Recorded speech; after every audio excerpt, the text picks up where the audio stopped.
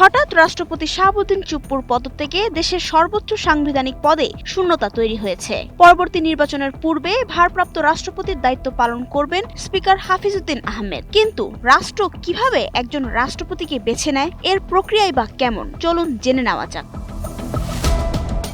সংবিধানের ১২৩ অনুচ্ছেদ ১ অনুযায়ী রাষ্ট্রপতির পদ শূন্য হলে পরবর্তী ৯০ দিনের মধ্যে নতুন রাষ্ট্রপতি নির্বাচন করতে হয়। আর অনুচ্ছেদ ৫৪ অনুযায়ী রাষ্ট্রপতির পদ শূন্য হলে অথবা তিনি দায়িত্ব পালনে অক্ষম হলে নতুন রাষ্ট্রপতি শপথ নেওয়া পর্যন্ত স্পিকার রাষ্ট্রপতির দায়িত্ব পালন করে থাকেন। রাষ্ট্রপতি নির্বাচনের জন্য নির্বাচন কমিশন তফসিল ঘোষণা করবে। তফসিল ঘোষণার নির্দিষ্ট সময়সীমা না থাকলেও নির্বাচন কমিশন মনোনয়নপত্র দাখিল, যাচাই বাছাই, প্রার্থিতা প্রত্যাহার এবং প্রয়োজন হলে ভোট গ্রহণের সময় নির্ধারণ করে পুরো নির্বাচন প্রক্রিয়া নির্ধারিত সময়ের মধ্যেই শেষ করবে।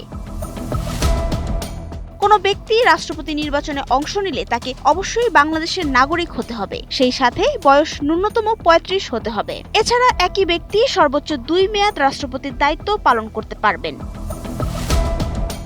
আগ্রহীরা মনোনয়নপত্র জমা দেওয়ার পর নির্বাচন কমিশন যাচাই বাছাই করবে। বৈধ প্রার্থীদের তালিকা প্রকাশের পর নির্ধারিত সময়ের মধ্যে প্রার্থিতা প্রত্যাহারের সুযোগ থাকবে। তবে কেবল জাতীয় সংসদে নির্বাচিত সদস্যরাই ভোটার হিসেবে অংশ নেন এই নির্বাচনে।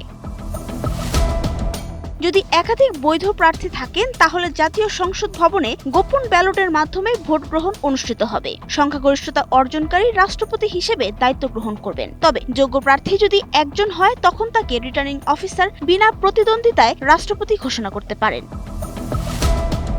নাবিলা রহিম, সময়ের আলো।